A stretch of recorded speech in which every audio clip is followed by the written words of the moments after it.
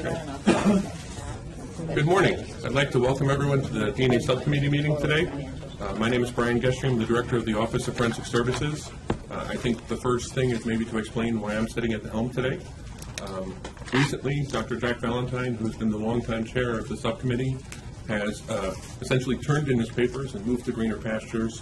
I just want to read the note that we've received from Dr. Valentine. It's with mixed emotions and immediate effect that I'm stepping down as the chair of the New York State DNA Subcommittee. I've served the people of New York State in that capacity for 20 years, 18 as chair and 2 as member, and feel it is now time to pass the mantle on to someone else. For some time now, I've considered stepping down when the more scientifically complex issues have been resolved. However, in the vibrant atmosphere of New York, there will always be more scientifically complex issues to be resolved, and hence my decision to resign now.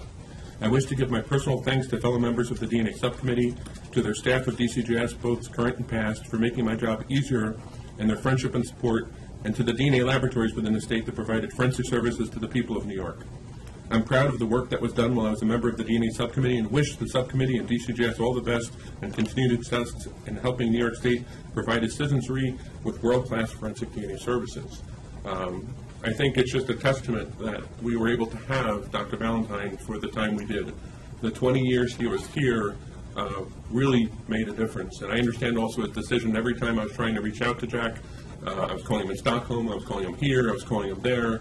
And it's been very challenging, and he's really dedicated a lot of time and effort. So before we move any further, I did want to, just as a token of our gratitude, I'm going to, in absentia, present this plaque, which we will send to Dr. Valentine. And instead of making it a scientific plaque, we actually put a gavel on it.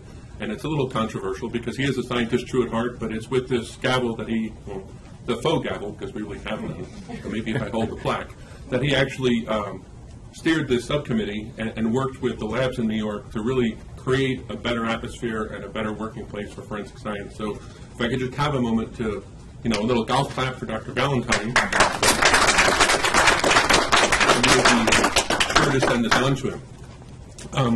That said, it is not my intention to maintain the mantle, and I was hoping not to be sitting in it with him today. So I wanted to announce the next chair of the DNA Subcommittee. So far, Dr. Paul Farrar was the first person that was, and then Jack Valentine. And obviously we haven't had a high turnover because Jack has maintained that position for a long time. But we're fortunate that actually Dr. Dwight Adams, former director of the FBI laboratory, one of the first people to testify to DNA in this country, one of the people that worked with and validated the FBI's DNA protocols early on, has actually agreed to be the chair of the DNA Subcommittee. Currently, Dr. Adams is actually the chair of the Forensic Science Program out in Oklahoma, and at the next meeting, which I'll give you an advance tidbit of, will be August 14th, Dr. Adams will be sitting at the helm. To that effect today, though, while I'm going to be running the meeting, I think I'm not going to be voting on any issues. So administratively, I'm going to be running through this, and while I have the ability to, I just don't believe it'll be appropriate at this point. So I'll be steering discussions and moving things forward, but just acting as, the chair to administratively move things through this meeting. So with just some background on that, I think it's time to actually start today's meeting and welcome guests and DNA Subcommittee members. Dr. Kidd and Dr. Zoser and Dr. Adams are excused from today's meeting. Hopefully we'll be at the next one as well.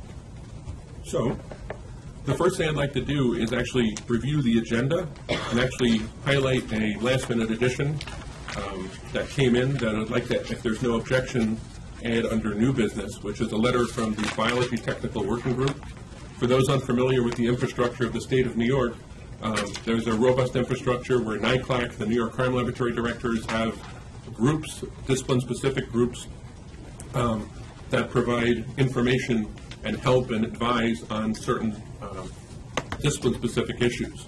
So in this particular case, the BioTwig represents the DNA laboratories in the state, and there's an issue that recently came forward that affects all of the DNA laboratories. So correspondingly, the BioTwig had provided this notification, which we received yesterday, and you should all have a hard copy of right here. So what I'd like to do is make a motion that the agenda be amended, the agenda that you have in front of you, so under new business, we will actually also discuss that letter from the BioTwig. Do I have a second? Second. Okay. And all in favor? Aye. Okay, and that's unanimous. Noting also, as I showed up earlier, that we do have a quorum, and even if I abstain, we have 4 voting members that are instead. So the next item is to actually review the draft minutes of the March 13th meeting. You all have in your binder and have received those in advance of this meeting. we could just take a look and see if there's any issues or corrections or notations. Dr. Eastman? On page 2, first paragraph, Dr. Beaver's name is misspelled. Spelled right the first time, but the second time. Yes, thank you. I before E, except Except after C. Okay. Other alterations, corrections, notations? Okay. I'd like to make a motion to accept the meeting minutes of the March 13th meeting. So moved. Okay, all in favor? Aye. Okay. The next item on the agenda is the accreditation and laboratory updates. The first laboratory is the Monroe County Crime Laboratory. We have the letter from Ascot Lab approving continued accreditation and the surveillance visit report within your binders. We have representatives of the lab available via telephone if anyone has any questions.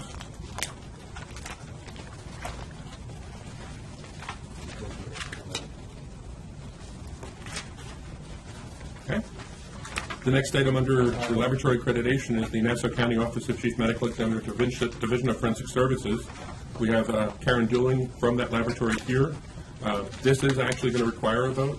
This will be a binding recommendation vote regarding their accreditation, their continued accreditation within New York. First off, I guess I wanted to ask if any had any questions for Ms. Dooling about any of the materials here.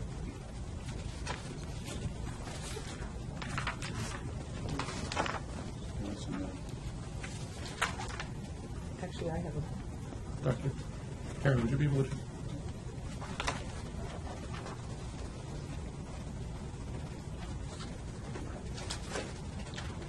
Good morning. It's, the question I have is in part 1, general information, and it's just this section where they have comments. Sure. And they made a comment about your reporting out of combined YSTR, autosomal, and I don't understand what the recommendation, what are they saying? Well, so it was an interesting discussion. This was based on review of our proficiency tests because they were the only combined autosomal and Y that they had to look at. Mm-hmm. And in those cases were above the threshold, so we don't do the calculation. So I guess we could argue that anything times above the threshold is above the threshold. It wasn't a hand calculation that was done, so since we weren't calculating it, they thought that maybe that statement in the reports might be misleading to a customer. But even since when they were there, we had already amended our templates because of the standardization project. So it was no longer an issue, but that was Well, it the wasn't really an discussion. issue, it was just like a comment. Yeah, it was the discussion, but, you know, I did actually go back from when we were doing the YSTRs forward, and there were only 3 instances that we actually had done combined statistic, and we did go back just for good measure to check and make sure those calculations were correct, because the number is reported in the report, and then both statistical calculations are in there, and then the documentation of the review is in the checklist. That was all I had, I'm just curious. All right, any other thoughts or questions while Karen is available? Oh, wait a minute.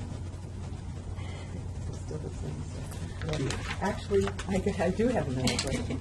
I was looking at these US YSTR database forms, and I guess they're, I can't even remember. All I noticed that the ones that you crossed out and you apparently redid, you changed your theta value.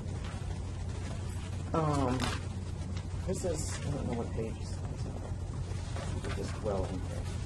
These are the, What are you talking about? here, let me show you. Yeah. These things, where it's, I think it's from the DNA View printout. Yeah, that's Yeah. not DNA View, that's, Or what- that's the, Your rooms. no, that's the database, Okay. database. See here, theta is .0006, and then on the new ones, it's .0001. And did you just have a change in what you're using for beta? No, this is actually a link that we use to the USY STR database, usystrddatabase.org. And that's not something that I think we have the ability to change. Oh, so they just... I will go back and review it, but I can't, without being in the program, give you, Okay. you know. But, yeah, I'll go back and I'll take a look. So that was something that they did, not you? Yeah, I believe so, because I don't think we have the Yeah, ability to I'm have curious that why data. the theta has changed.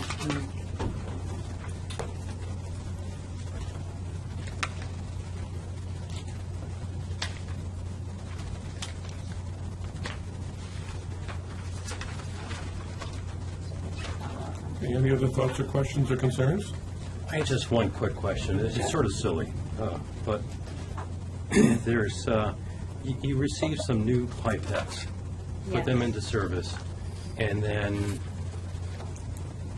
you had to get them, I guess, were they just not 17025 certified or something? What, could you lead me through that? Because I guess it's a mistake that many of us may have made, you know, or So situation. Here's the crux of this matter, after many discussions with people Yeah. and many discussions with ASCLD Lab. ASCLD Lab will not accept that certificate of conformity as a performance check when you get your pipettes, declaration of conformity, sorry, when you get your pipettes new in the laboratory. So these are brand-new pipettes that It came in? has nothing to do Yeah. with traceability or, you know, Yeah. our pipettes are performance checked, Yeah. not calibrated Yeah. for many years, and we didn't determine that it required that level of traceability. But even though the declaration of conformity has measured values and tolerances, Yeah. they will not accept that as a performance check upon initial receipt of the pipettes. We Okay. strongly considered appealing it, Yeah. but, you know, then decided just to remediate. So we sent all the pipettes out for calibration because for root cause analysis, we had to determine if there was any impact. Right. And everything came back within limits, so there was no impact. So, So I could get the pipettes and Yeah. send them out for the same performance check that I got yeah. with the declaration of conformity, and that would be okay, but they have to be received in the laboratory and performance checked after they're in the laboratory. So routinely, if a laboratory gets new pipettes, what are they to do? Are they to send them out immediately for, They can send them for performance Yes. check, they can send them for calibration, dependent upon the laboratory's evaluation of how traceability impacts laboratory procedures, but they cannot use the declaration of conformity for the performance check. it just seems to me that, I mean, there's a lot of levels and stuff, and it's, as we add up all the expenses a laboratory has to go through in order to meet the requirements of doing business, it just seems like an extra level. But I'd have to go through some of the discussions with folks to get to the same place that they are to understand everything. It's just, You know, I would Yeah. say we would agree with you. I mean, Yeah, there are yeah. many different levels when you're doing your analysis and Yeah. testing, you know, Yeah. with controls and with standard curves, with quantitations. Yeah. and, you know, lots of ways that you can evaluate, you know, if there are issues with Yeah. pipettes. right. But you cannot use the declaration of conformity. Yeah. That was the crux of this matter. Well, okay. Okay. Thank you. Yeah. No, it's just, but the last hat I had on when I was in the laboratory was a director. And of course, you look at cost. You know, how do you make sure you're achieving what you need to do for the people you serve within the budget you have? And it's just, if you have to spend money in different ways, then the pie can only be sliced up in certain ways. And it just, yeah, okay. Yeah. After the meeting, perhaps we can just chat just for a second. Okay. Thank you. Thank you. Sorry for the diversion. Not at all. Yeah.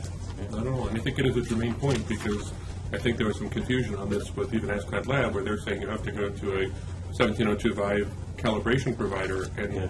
if it's not an issue of traceability, that doesn't seem like it would be applicable. Theoretically, you could do it internally because the performance check does not require you to go to an external 17025 vendor. Yeah.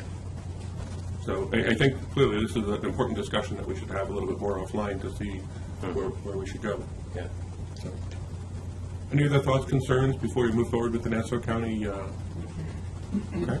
What I'd like to do at this point is I'd like to make a motion to basically have a binding recommendation for the New York State Commission on Forensic Science to approve New York State accreditation in the discipline of biology for the Nassau County Office of Chief Medical Examiner, Division of Forensic Services. I'll Do I have a move that. second? Okay, second. Quick second. All in favor? Aye. Okay, record showing unanimous. Thank you. Thank you, Mr. Lee. Okay. The next item on the accreditation agenda is informational. There's a email in your binders from Mr. Cooperschmidt, just advising us that he's going to remain the director of the Office of Chief Medical Examiner Forensic Biology Laboratory. If anyone has any questions about that, Mr. Cooperschmidt's available.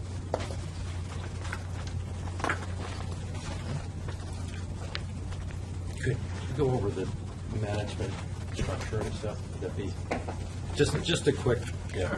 There's when we talk about all the different laboratories, it gets confusing about how they're all laid out and just what change is going on. And Well, I was How's- promoted in late December to chief of laboratory, so my responsibility now spans forensic biology, forensic toxicology, molecular genetics, and histology. So before it was just molecular Before it was biology? just biology. Biology. Okay.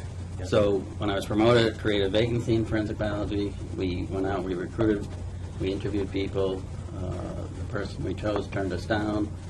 The applicant pool was very small, so I decided instead to keep my hat as director of forensic biology, and in addition to my chief job, and hire a deputy director, most likely internally, and then groom them and mentor them for that position. To eventually take over, perhaps? Yeah, it works out.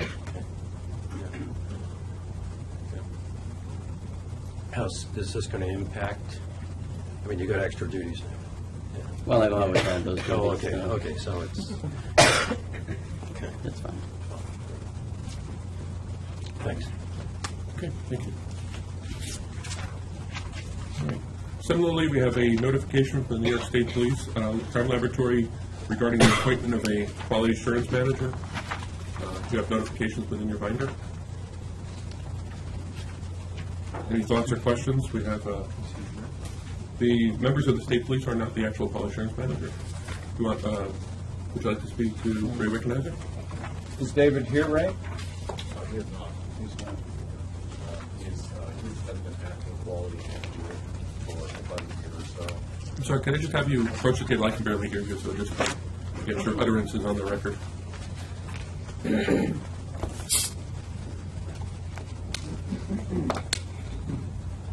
For the record, my name is Ray Wickenheiser. I'm the director of the New York State Police Crime Lab System.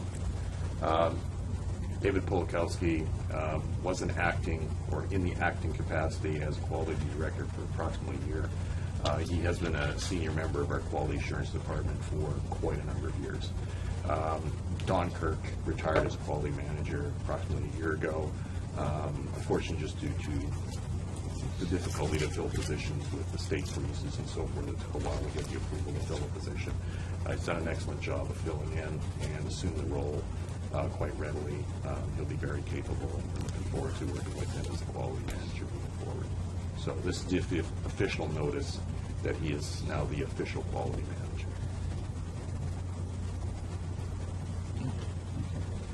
Okay. That's right. Okay. Thank you, Ray.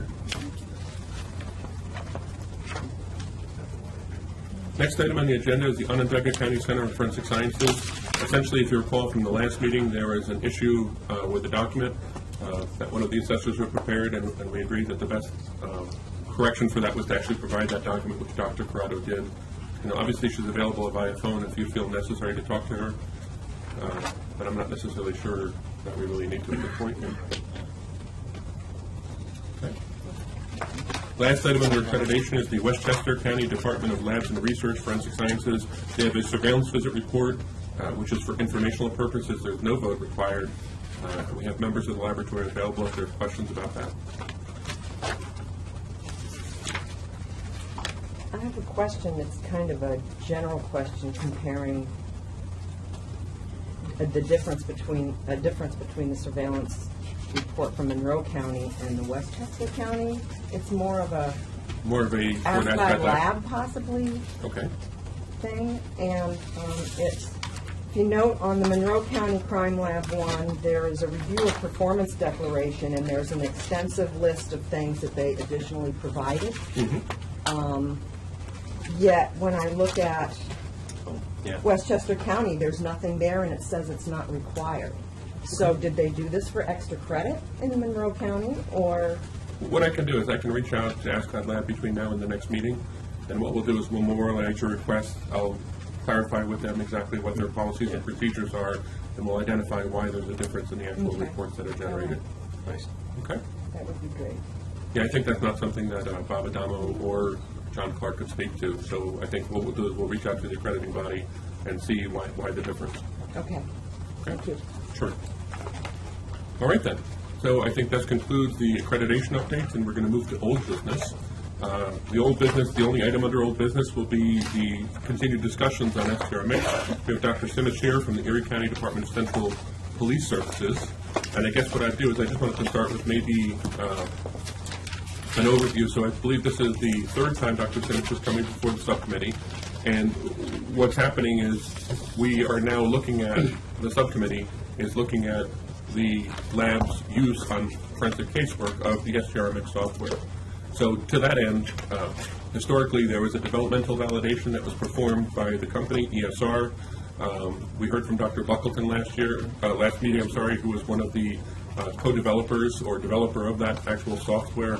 For the layperson, if there are any in this room, the idea of a developmental software, developmental validation is when the actual person that creates or puts it together shows that the method they have is scientifically sound, and that's done by the person that actually creates the procedure. The next thing that happens is an internal validation, and the Erie County Laboratory had presented some documents, initially at the last meeting regarding their internal validation of it.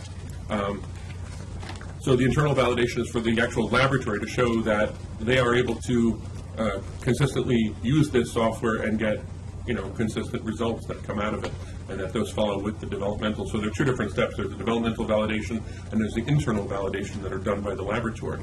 Since our last meeting, we tried to have a web-based interface meeting or something between these meetings. It didn't really work out for a multitude of reasons, but what we were able to do is, since our last meeting, SWGDAM had released their draft of their EDMI guidelines for this, which talked about probabilistic genotyping software. So what we requested through the subcommittee was for Dr. Simmons to reformat the materials already presented to the subcommittee within the confines and the structure that was dictated by the SWGDAM guidelines. So Dr. Simmons did do that. One other notation, there was a software upgrade that happened to STRMX between the meetings. So what Dr. Simmons also did is he redid the validation data to conform with that new software upgrade. So that's just kind of a quick update of where we're at. And with that, I'd like to turn the floor to Dr. Simmons. Thank you. Well, I'm going to sort of mirror what Brian said, start off. I thought I would give you a timeline as to where we started and where we're at now, and then we can continue from there. So back in September of 2013, I was here. We had a CPI correction from our audit, and at that time I mentioned we're going to move towards some software methods. At the time, Armed Expert was available using RMP. That was the direction we were going in initially, because StarMix was not available in this country yet. So we did proceed with that. We purchased Armed Expert in March, received training of that, began internal studies. Shortly thereafter, StarMix got released in the United States, was available. Same company, Niche Vision is marketing both of them. So we decided to go with StarMix, because that was the ideal one that we wanted to end up with eventually. So we stopped the armed expert training and validation studies, and we purchased StarMix.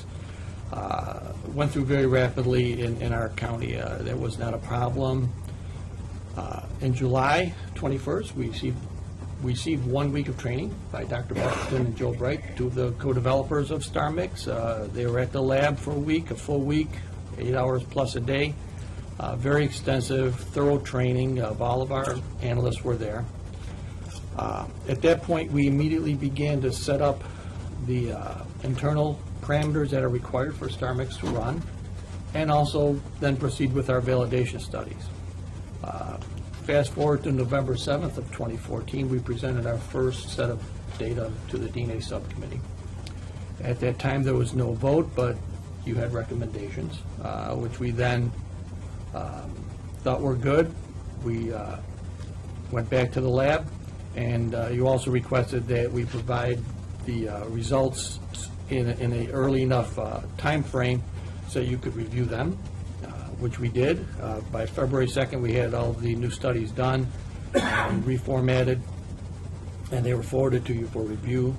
March 13th, the last meeting. Both Dr. Buckleton and myself were here to present our data. Yeah, he presented the developmental validation studies. I presented the internal, and additional questions arose, obviously. That's why I'm here again. No vote. Fortunately, 3 days later, the SWGDAM guidelines, our draft version, are released, but it's the draft version, but they looked really good. So it was something that we could follow now. So that worked out. Perfect timing, couldn't have been better. We reformatted, as Brian said, all of our studies to meet the SWGDAM format that they had there for the internal validation.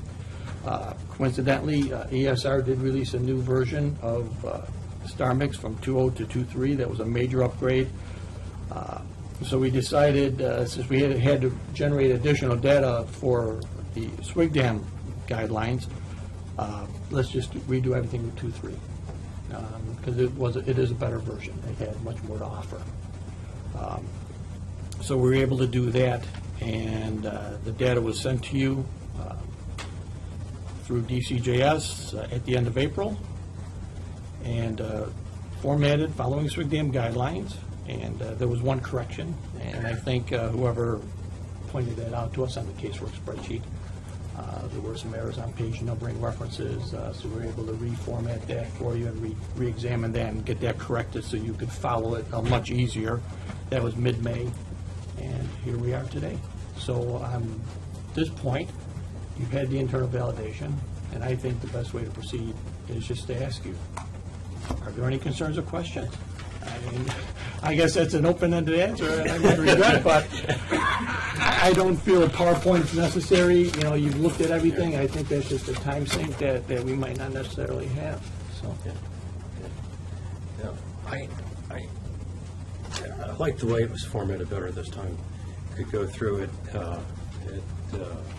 The one thing that I wanted to get your feeling on was that instead of actual degradation studies and inhibition studies, you did a computer modeling of that.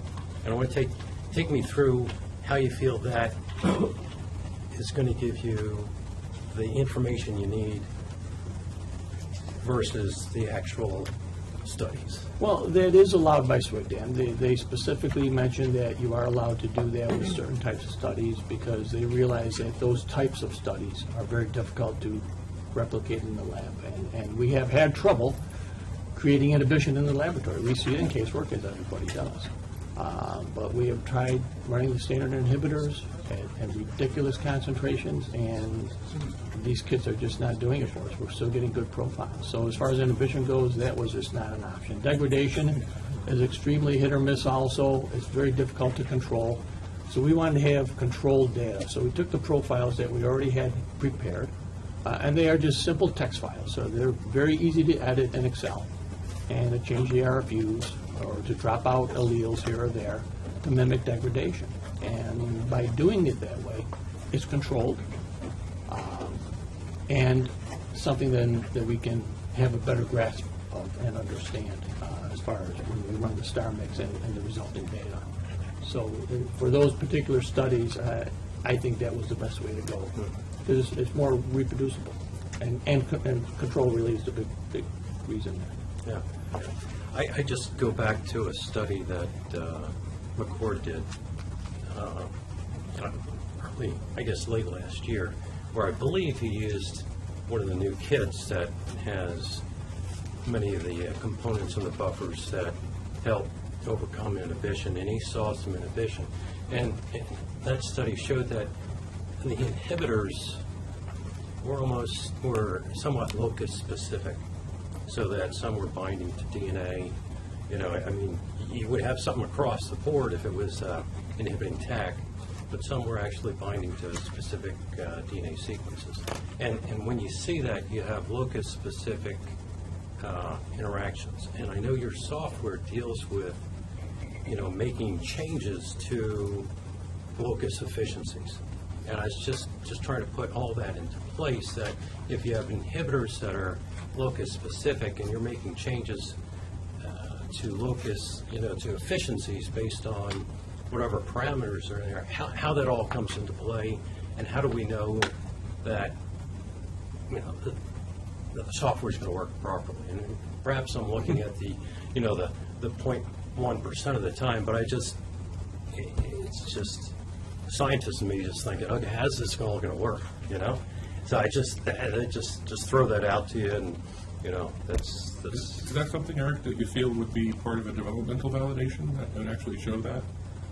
I guess I'm also just part of my introduction was I thought it would be useful when we go through and continue discussing components of this to see which components were part of an internal validation, which components were part of developmental. Yeah. And from what you're saying, it sounds to me like that might have been more of a developmental component. Well, I mean, you could look at it that, but actually in the laboratory where you're coming down to the specific extraction systems and that sort of stuff, that becomes more of a laboratory issue, because if you're using extraction system X, and that doesn't handle collagen as well as some other system, and that's going to be an issue you'll have to deal with in the laboratory and be prepared to answer. Whereas in the developmental, they may not truly look at all those extraction issues and stuff, because this comes down to what's your laboratory using, and inhibitors in the laboratory it's going to be a laboratory specific thing, because we use these robots and this gets rid of that. So I think it's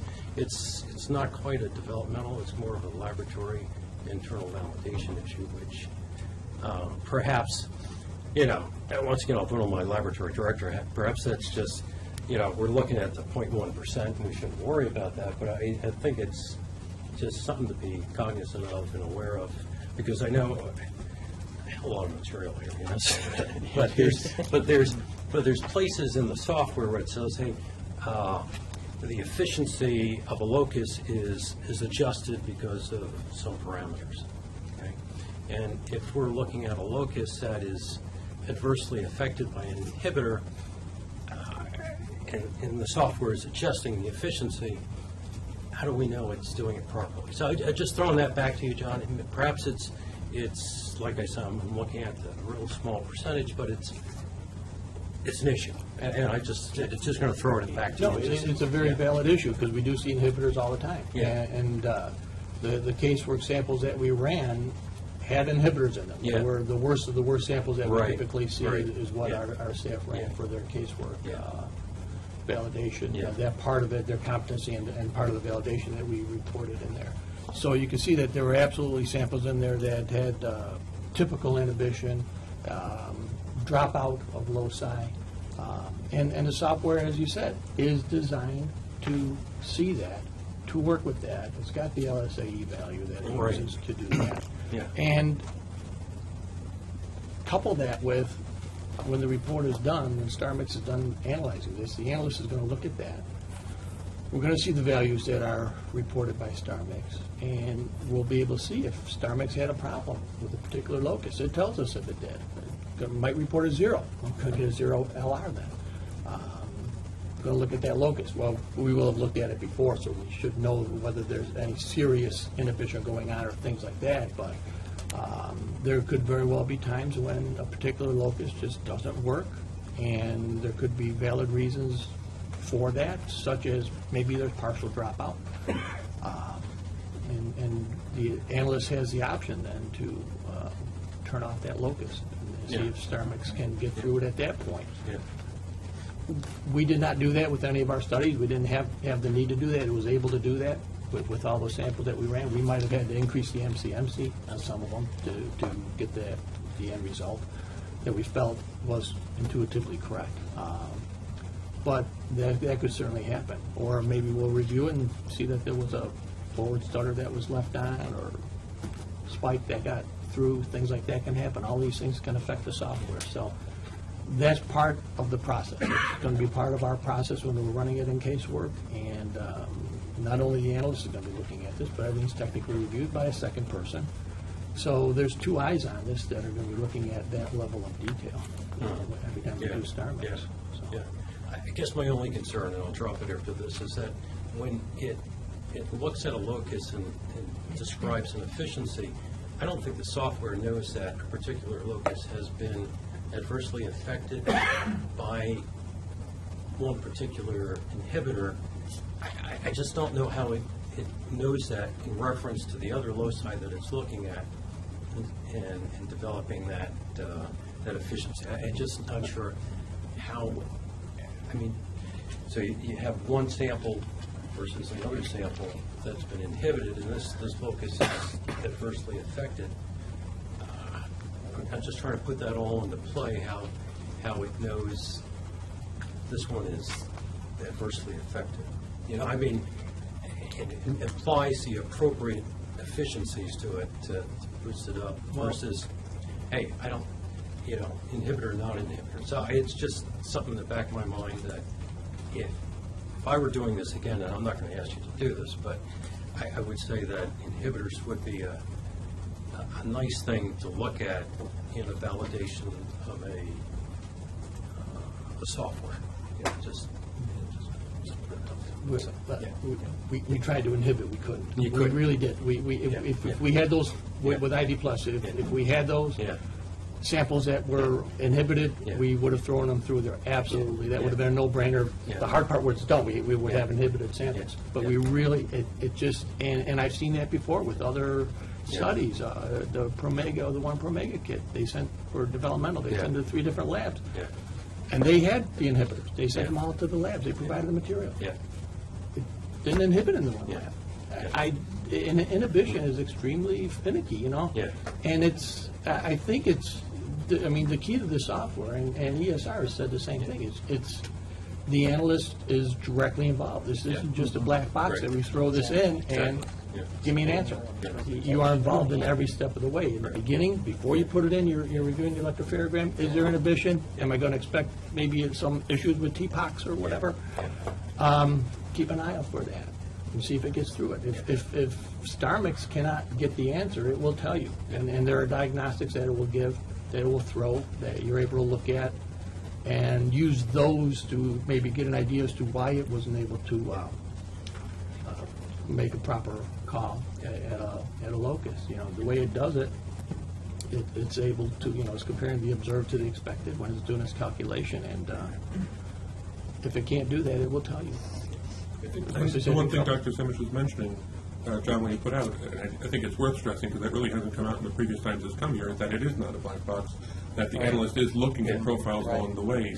And if something seems anomalous, it's not just what the software says, there's also a human interface to say, that doesn't make sense. And I think that's just something, at least, you might have mentioned it, but I don't think it stood out in the past as much, and I think it is a really important component of this, that a lot of these other things that come out are assuming it's just a black box. Yeah, actually, I didn't mention it in the past, but I'm glad it came out today, because that really is how it works. It was pretty clear in here that they're actually reviewing those electropherograms and doing edits where necessary before putting the data into StarMix, which, you know, removing labels from peaks that are artifacts, stuff like that, which wasn't clear to me in the previous versions of your write-up. Oh, yeah, because we had samples that I put them through, and I'm looking, wait a minute, this was a control sample. We made the mixture. Why didn't it run? I should have gotten a value. And I looked at it, and it was, a pull-up had gotten through. I removed it, and it worked beautifully. So, yeah, that can happen, and we see that all the time on casework. Other thoughts, concerns, questions? I have a question. Again, I'm very concerned about the reporting of the results, and I did see that there was a statement somewhere that reporting results from probabilistic software is going to, like, NIFAC or something for discussion, or I thought I read it somewhere in something here. Yeah, I think the lab directors will have a more consensus approach with that, but one of the things maybe you point out for this, and I think it's worth discussing, but maybe not in this venue, because it's beyond the scope of STR mixes validation, and it does apply to other things that the state's currently using now in other aspects. But trying to move toward a more unified approach to how reporting is always something. New York is one of the first states that actually came forward with a report standardization, which is actually on DCGS's website. I can send a link to anyone who wants. If you go there, you can follow all the tabs, and there'll be something that says forensic reports, and you can actually click it, and there's a hyperlink to what's currently available. And that's something that was just recently instituted. And what happened is, anytime you have a process like this, it's going to be an evolutionary process, especially since it's the first one in the world. I hate to say it, it's the first time we are trying to get all these labs going in the same place. So the New York Crime Laboratory directors are meeting next week, actually, and one of the things to talk about is specifically the report sanitization components. Because it's going to be a stunt every single time that organization, which is twice a year, meets. That is going to be standard agenda item to talk about, to refine, to see, well, we've set the bar in one place, but we're going to constantly keep refining it. I say we, them. I'm just a facilitator of that. But the idea is, that this will be addressed through that forum. Okay. But my concern is kind of derived from Figure 22, where you used profiles that were non-contributors.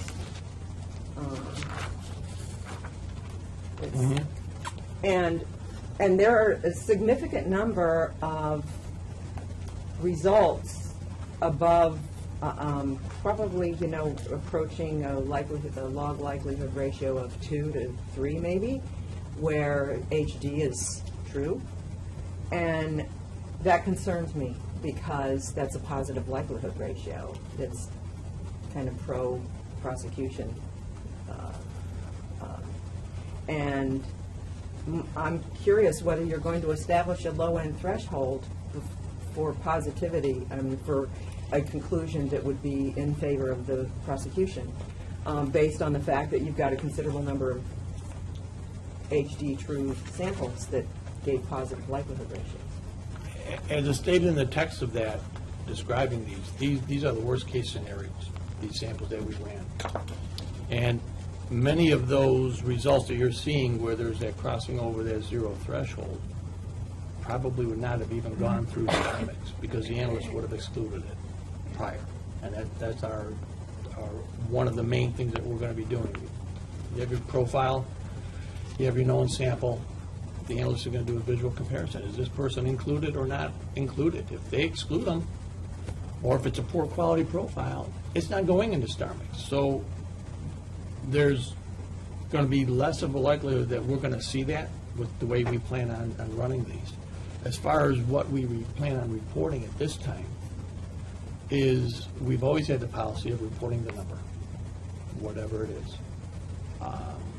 With CPI, whatever method we've used, we report the number, the exact number. We've always had that policy. And we plan on continuing with that. I've been in discussion with USACIL, who's used this already, as they've reported over 300 cases successfully, and they actually have the same philosophy. So that was good to hear. And that's because we don't know many times, probably most of the time, the intricacies of the background material for the case, how it's associated. Maybe there's an isolated population involved. So 1 in 10 might actually be a reasonable number or a significant number if that's the case. You just don't know that. So report the number. We're going to use the qualifiers. They don't use the qualifiers. They're actually considering it. And are leaning towards adding them at some point, but right now they don't use any qualifiers. I think the qualifiers are important, as Buckleton alluded in his paper that he sent you earlier on, about a month ago. They're important because they do flag it, for one thing. They do give it a little more of a human touch, that number. And studies have been done to show that it actually has the right effect with juries. So it's at the low end, it's telling them, listen, it's only a slight chance, slight probability. You have to weigh the other evidence and put more weight on the other evidence. And when that happens, hopefully the defense, it's also directing them that, there's other evidence here. So there's only a slight chance. And that's what we're going to say. There isn't any other evidence. Then you probably wouldn't have a trial. I hate to say it. I mean, the pure DNA cases, at least in Erie County, they don't happen. I can't tell you the number of cases our prosecutor, our DA will not even go to trial on. We give him a great DNA hit. He doesn't have other supporting evidence, other typical evidence that they need. He won't go to trial. And maybe other counties do it. I don't know. I can't speak for them. But in Erie County, our district attorney is by the book kind of guy. So I would find that incredibly hard to believe, especially certainly if it's a major case. And I really don't anticipate that happening that often. A lot of those profiles are probably, that would give us that low of a number, are probably not going to qualify for Star Mix just because they are a terrible quality profile. We're not going to put those through Star Mix. Just because we question do for it. you. Yes. John, in discovery, what will you provide various parties who file discovery motions? Will you give them the report, and will that report contain any of the boxes you've checked or unchecked, the stutter, filters turned on or off when you've run STR Mix, so that he or she who's reviewing the results that you've obtained know which settings you used and so on? That probably won't be in your final report, will it? Well, the actual lab report, no. The lab report just has the results Right. and conclusions, as they always will have. However, with discovery, they get a copy of the case folder. What will be in the case folder is actually a copy of what you've received in those massive PDFs that say Star Mix with the results. It's about depends on the profile, between a 6 to 8 or 9 page document. Right. It's got all of the settings that were utilized, and the analysts did not change any settings, so they are all there. The only thing we can change is MCMC. That's the only thing we're allowed to change. You'll have the probability distribution also, because we didn't get those for all of our. You didn't, and the reason you didn't is because in most instances, that can result in a 300-page report. So that's why we turned that off. So put that On on a a four-person CD and mixture. send it for discovery. Just put it on a CD. Well, I we think actually it's do that. important to have. That information is available. So if it was requested, we would absolutely provide it, obviously. If a defense expert was doing it, he would know that that information is available, and he would be requesting it. And it's available in our electronic records. But the report, the official report that we print, which you've seen, we will not have that, and that's just because the number of pages can be insane. And you don't want to pick or choose, say, oh, it's only two-person mixture, so I'm going to check that box and give the probability distribution. You have to maintain consistency, so that's going to be turned off on our standard report. The other thing is just a suggestion. I'm not sure that I found it in here, but as an experiment, you might get a bunch of kin, sibs, half-sibs, parents, and make two-person or three-person mixtures. When you have kin in mixtures, it can appear that there are fewer contributors than there really are. So it might be an experiment you want to run, because this will come up in real casework or in defense challenges, et cetera. So you might want to prepare your team for that eventuality by doing some of these experiments sooner rather than later. Well, believe it or not, I have an intern starting June 3rd. That's the project, is to do kinship. Everybody's been requested to get samples from their kids, and we're going to create mixtures. That's exactly what we're doing. I'm working with Joe Bright. She's going to be giving us Okay.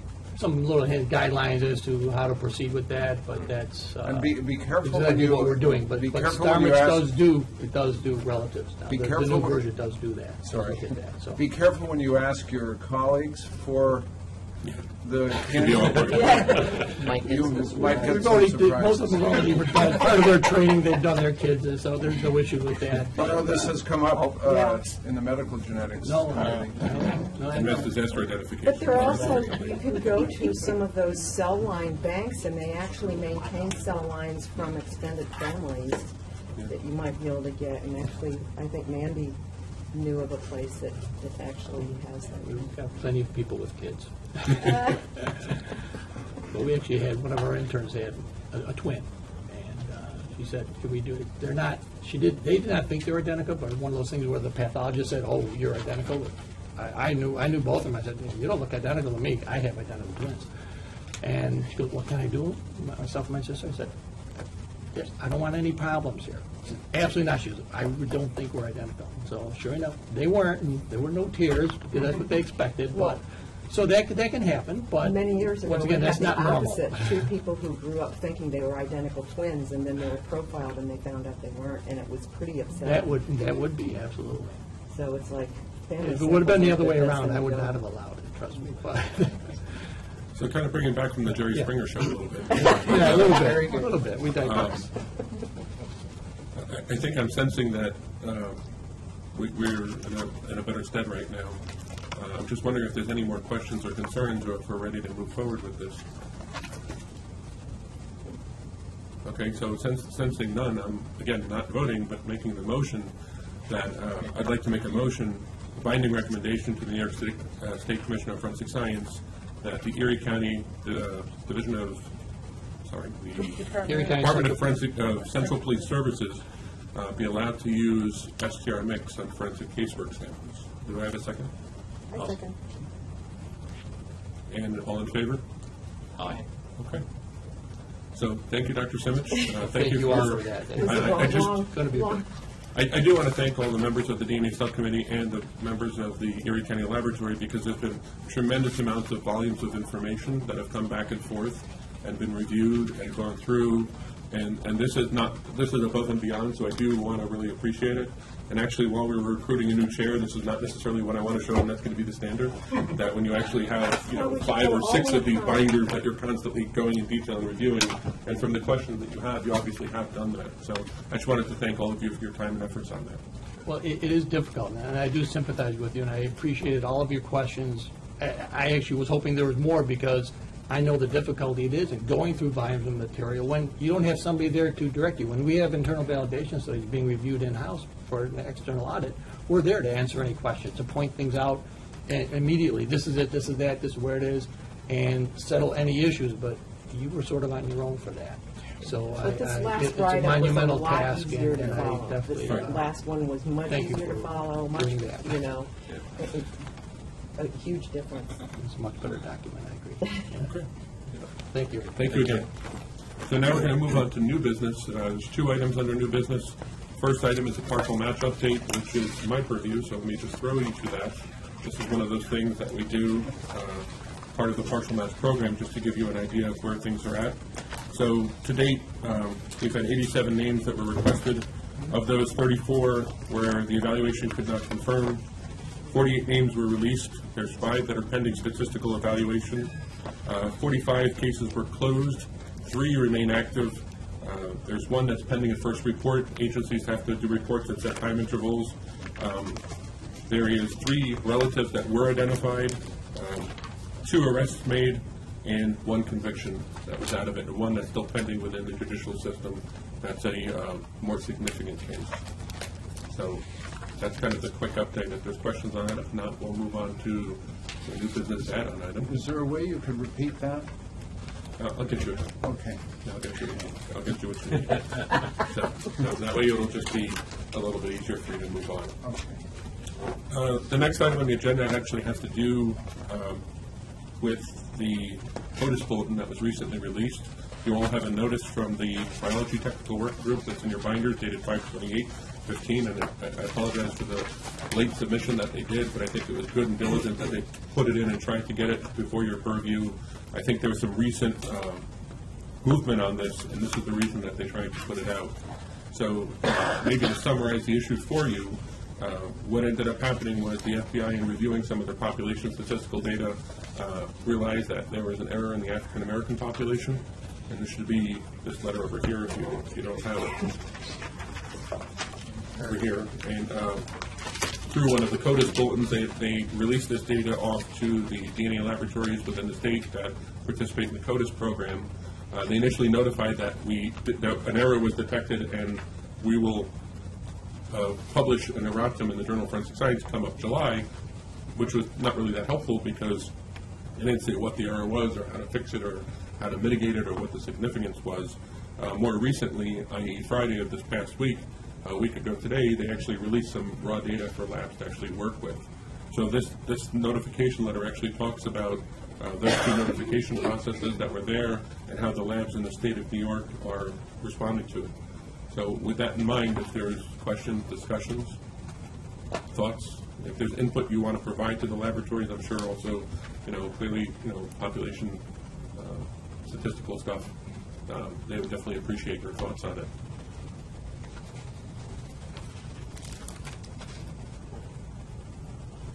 Do all the labs in New York State use this database, or did any of them have their own private? Currently, not all the labs use it. I think there's one laboratory that's got their own database that they're using. I think they're eventually going to be moving from that. I think based on this coming out, there are some changes going on. Some laboratories are moving away from the FBI database, moving to the NIST database, as the letter indicates. Others are waiting for the new data to come out with the FBI database, and then they're going to start utilizing that. This talks about also cases that are in trial right now. I think for contemporary cases, I'm not necessarily sure when you're looking at this, and I don't know the specific frequencies involved, but my understanding is that when you're looking at, 13 loci matches, I think this is really not going to be something, this is going to be maybe a zero, which sounds good, but not when you're dealing with 65 zeros after the statistical value anyway. And overall, I do not think it's going to affect the estimate or the interpretation of that. But I think in an abundance of caution, the laboratories are notifying you of what they're doing and how they're doing it, and also providing notification to the appropriate people if there's something in trial right now. And I think more information will come out on this as further goes up by. I think in July when that publication comes out, we'll have a chance to look at it. We can kind of see. But I do appreciate that the biology tweak got together on short order to give you this notification, because I think it was important to put this on your radar if this is not something that you knew about that was there. So was the original paper the John Butler Identifier Population Database? It was the Bedoli, I think Bedoli Chakabori 1999 paper. Okay. That was the basis of a lot of them. But one of the things to put out that frequencies are estimates. And I think also in reaction to this, and maybe New York is being too reactionary, but when you look at this, right now, if I ran Brian's laboratory and I was using the FBI database, and I made a decision right now to switch to the NIST database, National Institute of Standards and Technology, these are estimates, and there's going to be a change that's there. So there's no error, and I'm not necessarily sure if I was running my laboratory, I'd make notifications and start going back and doing different casework, because these are estimates, and they all play in and go through what's necessarily happening. But as I said, I think laboratories are in the abundance of caution. They're notifying you, they're letting you know what's going on as soon as they know about it, which again this is a fairly fast-moving thing that's happening. And I think there'll be more guidance coming out from the FBI and also from other laboratories and organizations like ASCLD, the Association of Crime Laboratory Directors, not the Laboratory Accreditation Bureau, but actually the Organization of Crime Laboratory Directors, and maybe the other like the American Academy of Forensic Science, other areas like that. Well, there are, I think, at least two members of this technical working group here in this room. Could one or both of them? We have Dr. Russell Getting from the New York State Police, but he'll be taking off his state police cap, and he's going to put on his BioTwig co-chair cap. And if you want to approach the table, Dr. Getting. He's one of the co-authors of this defining treatise. Could you tell us more about this memo, Russell, and when did you know it, and what did you know? We were notified through the CODIS network as a CODIS bulletin on May 11th. And then shortly after that, they made available an amended table of these population frequencies, allele frequencies, and from that is what State Police Lab, we switched to that amended one. That's going to be the same one that's going to be published in the erratum in Journal of Forensic Science in July. Did it just involve one or two loci? No, it involved a lot of different changes.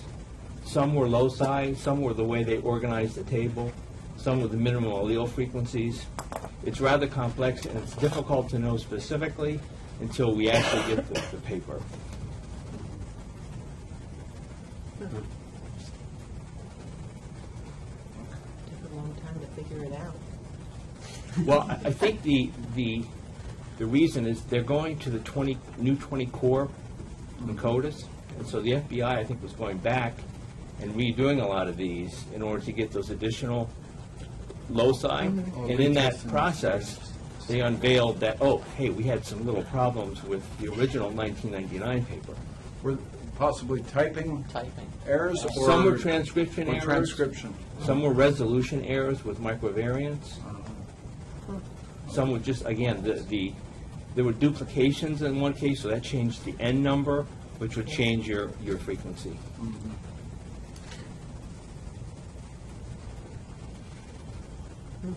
Yeah. Been a lot of changes over the years. Yeah. Yeah. A lot of changes.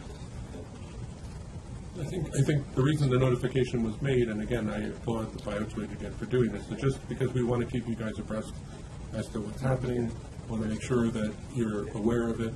I think other labs within the country are really not, they're kind of taking a wait-and-see approach to see when the July publication data comes out. I think just out of an abundance of caution, the New York labs are taking this approach and making notifications. Maybe, I think it's definitely going to be a little alarmist, and I think people are really going to get concerned. But I think after you calm them down and talk them off their ledge and spend 20 minutes, they're going to understand, oh, this is probably not that big a deal. Yeah. So who's going to author the erratum? Well, I don't know for sure. It's the FBI is putting it out. Yeah. It's supposed to be published in July in Journal of Forensic Sciences, but apparently within 60 days of the publication, there'll be like a preprint Yeah. online that you can use. Yeah. So, is there any advice, thoughts that anyone has? Do you disagree with my thought that overall these are estimates that are coming out, and when we're looking at the number of loci that these are routinely being used, back in my day we were dealing with 4 loci matches and less. Now that's not really the case. I'm showing how many rings on the tree I have. Okay. Thank you, Dr. Bates. Thank you. Okay. So, from here, we're going to move on to laboratory disclosures. The first is from the New York City Office of Chief Medical Examiner. Again, we have Mr. Cooper, Meredith Rosenberg here available if there's any questions you have. This was a older root cause analysis that was provided in, and just some questions about it. So this is just included for informational purposes. So if you need, members of that laboratory are here for your questions.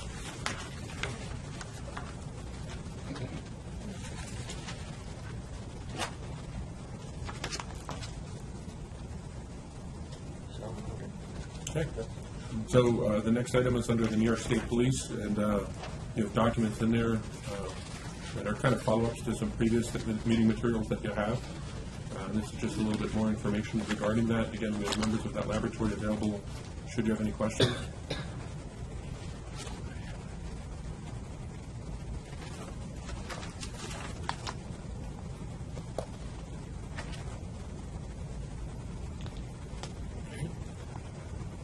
Hearing none. Lastly, we have the Suffolk County Crime Laboratory, and this is really, ASPAD Lab had assigned a new quote-unquote investigator. They've kind of created a new position, so they're going and closing out a lot of old data.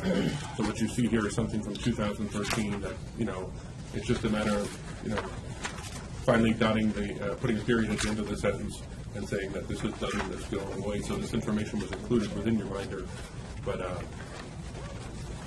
it's purely just, from our perspective, we'd like to put a period at the end of that sentence. Okay. So, the next item is actually executive session, and I made an earlier comment, and just in case you didn't hear it, if you do not stay for executive session or return after the executive session, that the next meeting of the DNA Subcommittee will be here in New York on Friday, August 14th, same bad time, same bad channel, chaired by Dr. Dwight Adams the next time round. In the meantime, I'm going to make a motion that to enter executive session to discuss either employment history of a particular person or matters that lead to the employment, promotion, demotion, discipline, suspension, dismissal, or removal of a particular person. So at this point, I'm making a motion to go into executive session if there is any seconds. Second. Okay. All approved? Aye. Okay, unanimously approved. Members of the public, I appreciate you coming. You'll be notified if you stay here, if you want to come in after the executive session is done.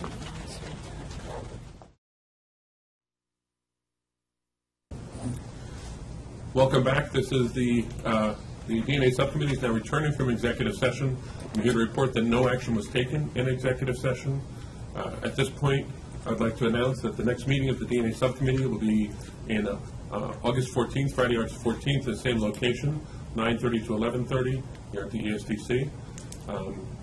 At this point, I'd like to entertain motions to adjourn the meeting. Motion, we adjourn. Second? All in favor? Aye. Okay. Have a good day and a good weekend.